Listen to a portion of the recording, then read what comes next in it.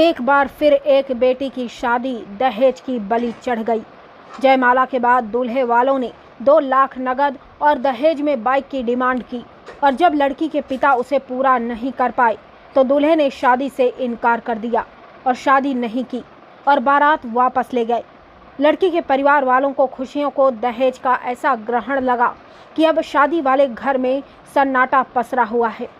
अब दुल्हन और उसके परिवार वालों ने दहेज लोभियों पर सख्त कार्रवाई की मांग की है और थाने में इसकी शिकायत दर्ज कराई है। दहेज के लोभियों को सबक सिखाने के लिए भले ही सख्त कानून बन गए हों, लेकिन दहेज लोभी हैं कि अपनी हरकतों से बाज नहीं आ रहे। यही वजह है कि मंगलवार की रात रीवा जिले के शाहपुर थाना क्षेत्र अंतर्गत देवरा गांव में एक बारात दहेज की मांग पूरी न होने के कारण वापस लौट गई। दूल्हे के परिजन ने दहेज में 2 लाख रुपए और बाइक की मांग की, जिसे दुल्हन के पिता पूरा नहीं कर पाए। दहेज न मिलने की वजह से दूल्हे के पिता ने शादी करने से इनकार कर दिया, जिसमें दूल्हे ने भी उनका साथ दिया और बिना दहेज के शादी करने से इनकार कर दिया। जिसके बाद बिना शादी के ही बारात वापस लौट गई।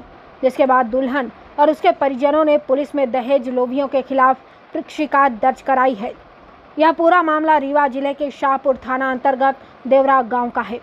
देवरा के रहने वाले सुखराम साकेत की बेटी की शादी ग्राम ढाबा के रहने वाले जगदीश साकेत के साथ तय हुई थी।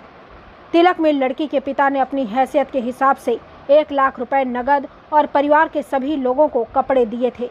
मंगलवार को दोनों की शादी होनी थी। रात में बारात आई, द्वार 4 हुआ, लड़की लड़के का जयमाला हुआ। जयमाला के बाद लड़के के पिता ने लड़की के पिता से 2 लाख रुपए नगद और बाइक की मांग कर डाली और दहेज की मांग पूरी ना करने पर शादी करने से मना कर दिया। लड़की के पिता ने हाथ जोड़े मान मनवल किया, लेकिन लड़के के पिता अपनी जिद पर अड़े हुए थे। आखिरकार जब उनकी मांग पूरी नहीं हुई और उन्हें दहेज नहीं मिला तो दूल्हे के पिता बिना शादी करे ही बारात लेकर वापस लौट गए।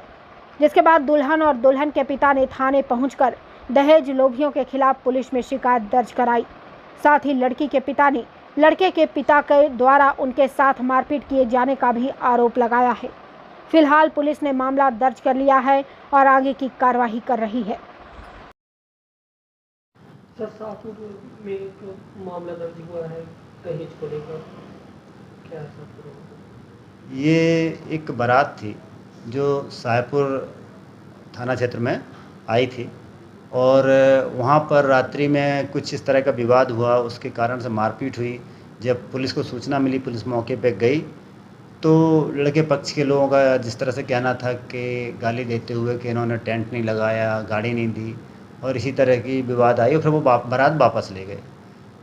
मारपीट का क्योंकि उसमें तथ्य आया था तो बारात वालों की तरफ से, लड़के वालों की तरफ से एक प्रकरण पंजीबद्ध किया गया लड़की वाले की तरफ से, जिसमें 6 आरोपी हैं। इसी तरह से लड़की वालों की तरफ से भी एक बंदे को कंधे में चोट थी तो उसकी तरफ से प्रकरण पंजीबद्ध किया गया।